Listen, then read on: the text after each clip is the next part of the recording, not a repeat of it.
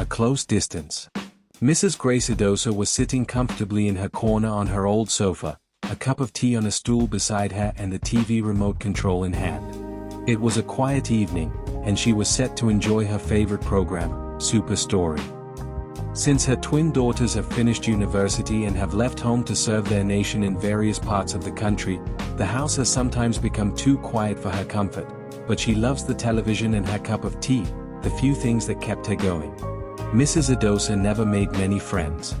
Born and raised in Abudu, a little town in Edo, West, she had moved to Benin City, the capital of Edo State, when she had her twins and had rarely visited home as there was no one there so important that it was worth her frequent visit.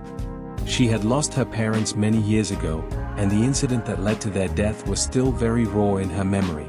Her only sibling, Johnson Edosa, had stolen their family house documents and sold the house and then disappeared into thin air and had not been seen or heard of for 26 years. She and her parents were booted out of the property, and they had to rent to have a place to lay their heads. Her old man could not bear the pain. He was a retiree and would not be able to build another. All his labor in his heydays went down the drain. He was sad. He fell sick and died. Her mother was heartbroken, and 6 months after the death of her husband, she, too, joined the ancestors. Grace was alone.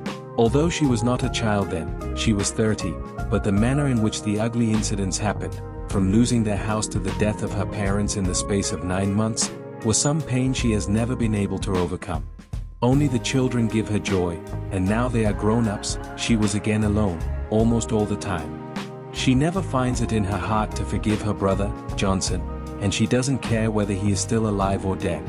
She wished he was never born.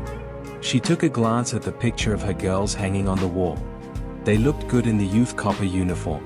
She was proud of herself and of the girls whom she had single-handedly raised. She was happy they came out excellent and successful. They have both studied law, and with the look of things, it was clear they will be doing well in their chosen career. She was a happy mother despite all the pains she'd been through. She was waiting for them to get married, give her grandchildren and expand the family. Her joy was going to spill over the day that would happen. She was eagerly waiting. The program began, another exciting episode, and she was engrossed, following the details, enjoying every moment of it and smiling to herself like there was no problem in the world. Then she heard her doorbell ring. She diverted her attention to the door. Who could that be? She asked herself as she felt reluctant to go to the door. The bell rang again and again. "Who is that?" she asked. "Wait, I am coming." She stood up and walked fast to the door. She wanted to go there, disperse whoever was there quickly, and return to her program. She opened the door, and a woman was there.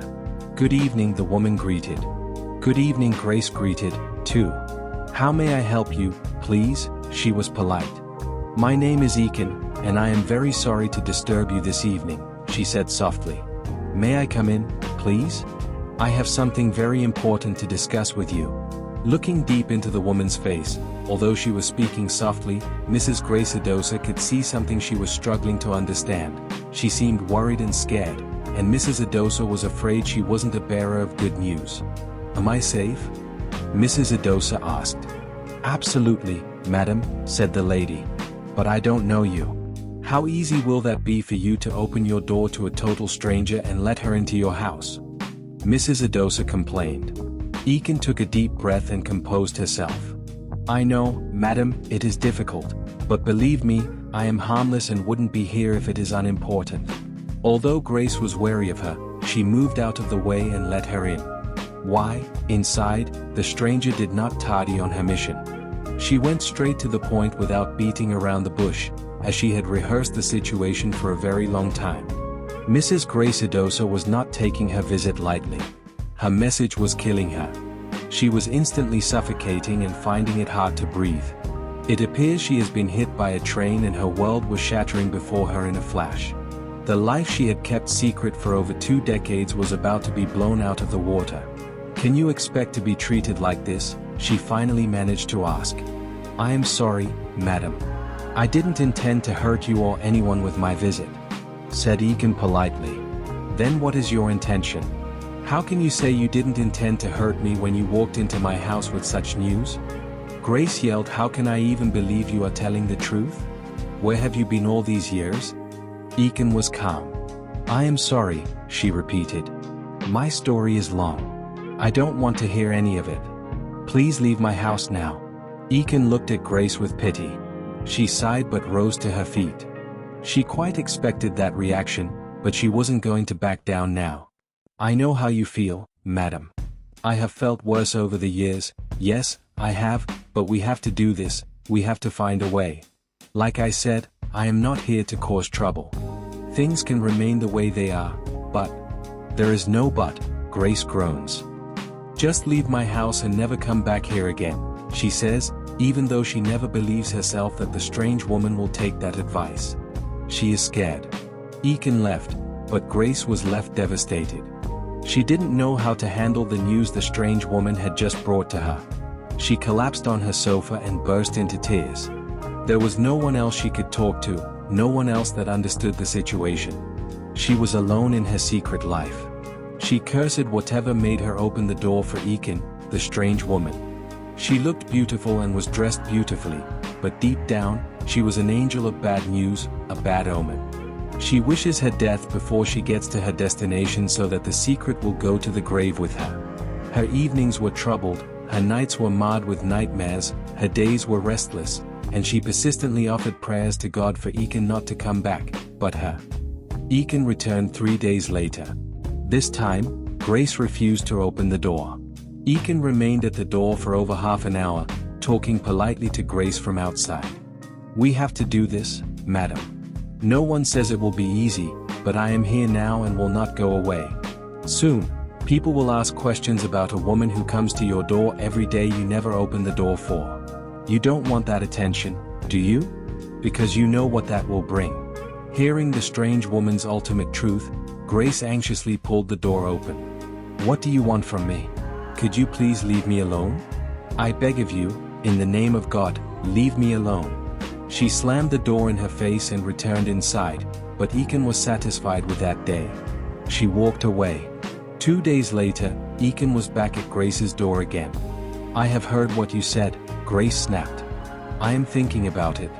Would you allow me to do that, please?" She still didn't let her in.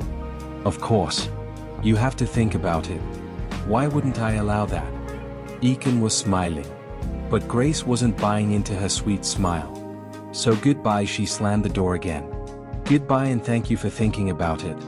But Eakin was talking to the door as Grace had gone back inside, crying. About 5 minutes after Eakin departed her door, Grace's bell rang again. She stood up and refused to wipe the tears in her eyes. She was ready to pounce on her this time. "What on earth is your problem, shameless woman?" She opened the door with all her strength, but instead of Eakin standing there, she saw a ghost from her past. She stepped backwards with a look of horror in her eyes. Her mouth was opened, but she was unable to speak. "Are you having a problem with anyone?" asked the ghost from the past. "No, not another one, not you, no. You are dead. Please go back to wherever you came from, please." She tried to close the door, but her only brother, her ghost from the past, blocked the door with his body and prevented her from closing it. "I know you will like me dead, and I don't blame you after all that I put the family through, but I am not dead. I am here, flesh and blood, your only sibling. Please let me talk to you, then I can be on my way if you don't want me to stay. You know I wouldn't want you to stay, and I will not listen to you unless I see Daddy and Mum behind you. Can you bring them back?" "I can't, I am sorry. I have never been able to forgive myself. I think Nemesis has caught up with me, so, please, my sister, let's make up before I join our parents, too." Grace looked at him with curiosity. "Yes, it won't be long before I join them." "What do you mean?" asked Grace. "I am sick and have few months to live," he said. "Ha ha ha," Grace laughed. "If this is another prank to have me allow you into my life, it won't work. Go back. I have enough on my plate already." Johnson dipped his hand into his little bag and brought out a medical report prepared in Kirikiri prison in Lagos. "Take, go through it and keep it if you like. You are the only one that matters to me, and that is why I have come." He turned back and began to walk away. "But I never knew our parents were dead all these years," he said over his shoulder, then stopped and turned to her again. "I just discovered that upon my arrival. I have cried, but I am comforted with the fact I am meeting them soon so I can plead properly for their mercies and forgiveness." He turned around and started walking. He was gaunt and emaciated, but his face remained the same, the reason she was able to recognize him straight away after nearly 3 decades. She had spent all her life hating him, but he was her only sibling, and he was dying. The news of death is such that it can melt the heart to stone, and as she stood there on the threshold of her door, all the hatred she had harbored for his only brother washed away in a flash. She was not ready to let him die lonely because, from the look of things, he had no one else as it appeared he had been in prison. "Johnson," she cried. "Please come back." She met him halfway and embraced him. "Why?" She wept on his shoulder.